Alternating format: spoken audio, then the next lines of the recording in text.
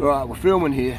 Got this in 2003 back in, I was racing in Belgium that season, 2003, the Team Telecom, some Kai Hundermark. Stayed with the family there in the Sossenheim, Frankfurt, Germany. Great times. Can GCN be trusted? Can GCN, people ask me, GCN, what do you think of GCN? I think GCN put out some great content. They really, some of their bicycle mechanic tips. Just subscribe to GCN's stuff, man. When it comes to bike mechanics, they've got some great, easy tutorial videos. Fantastic. Now, in terms of the bike reviews, can you trust GCN's bike reviews? That's a question go for anyone. Can you trust, cycling tips, bike radar, Velo news, blah blah blah blah blah. All the things. And no, yes, maybe, with a pinch of salt. With understanding these bicycles, this goes for any reviews. It could be motorbikes, could be fucking boats, whatever. These people, it's an industry. They make money because they promote certain things, and I make money promoting certain bicycle products, etc. I will only promote though stuff that is legit, what I would buy myself. All right, so you see me promoting brands like Windspace, Hyper Wheels, which I rate. Absolute Black Rings, I rate. Squirt Lube, I rate. Badger Wax, I rate. Things that I rate. And there's things that I have, like my Specialized S-Works SL7 and my Specialized S-Works Epic, which are the fuck. And so I read reviews from these cycling tips or blah blah, just all of them about the SL7 tarmac, and I'm like, yeah, you're absolutely talking bullshit now. Absolute bullshit, in my opinion, based on my personal experience of owning this exact bike, And and that makes me feel a bit like sad, a bit like, how are people going to get a good riding experience, when they're like, I've got a bike for sale at the moment, and this person's wrote me, she goes, oh, can you send me some reviews?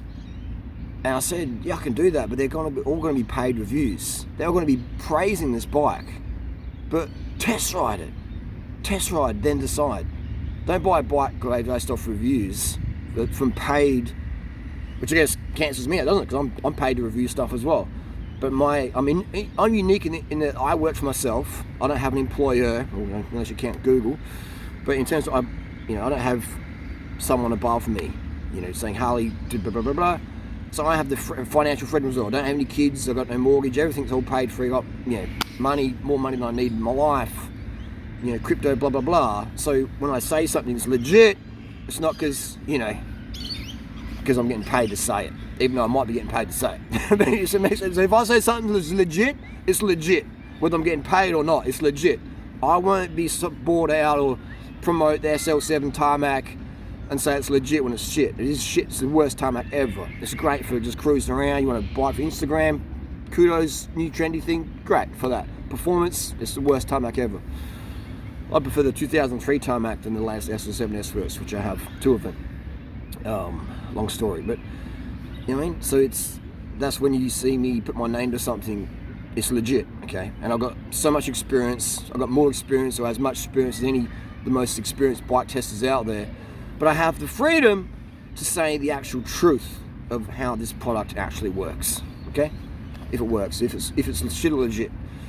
And I think that and I was watching a GCN video last night, GCN Tech, and I was just having my rice, my vegan high carb dinner as usual, and I was watching it, and they had these aero bars in there, and even Natasha started laughing. She's like, man, imagine installing those on the bike, like what an absolute pain in the ass. But they didn't mention that. They didn't mention that because that's not part of the marketing contracts, etc. And so people are going to buy these parts, and then it's going to be like total absolute head fuck to deal with. Installing these bars, you got to put all the cable. It's just a nightmare. It's a nightmare.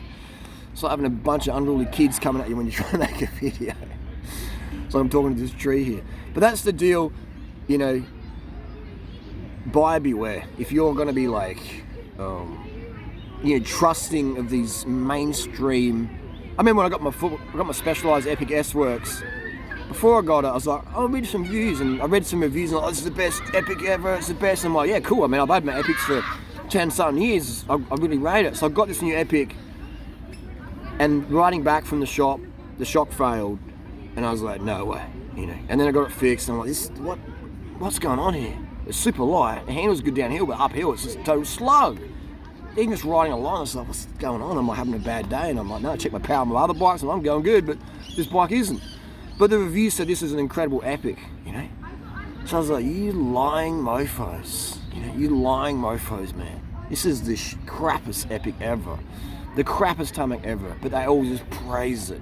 And so I'm just thinking, man, like, why are we bullshitting people, man? Let's, like, as a journalist, as a professional journalist, it's my job to report on product that's, you know, to share my honest opinion about it versus biased paid, whatever. Okay, that's why I'll only attach myself to brands, or products I should say, because Winspace and Specialized, they both make things that I really like and things that I wouldn't buy. Same with that for all absolute black everyone. It's got stuff that I'm like, but they got stuff I'm like, yeah, you know, Oakley, etc. That's just Adidas. So there's the deal. So anyway, I've got a full bike buyer's guide which I constantly update in my at donot.com. It's called Do Not As Anybody Bible. I've got all the best stuff in there: handlebars, stems, tires, frames, the best of the best. Regardless of price doesn't determine it. I'm like, what's the best? Not from the best, it's cheapest. You know, it's ironic. Very rarely is the best cycling stuff the most expensive. That's like, I can't think of any example where the most expensive is the best.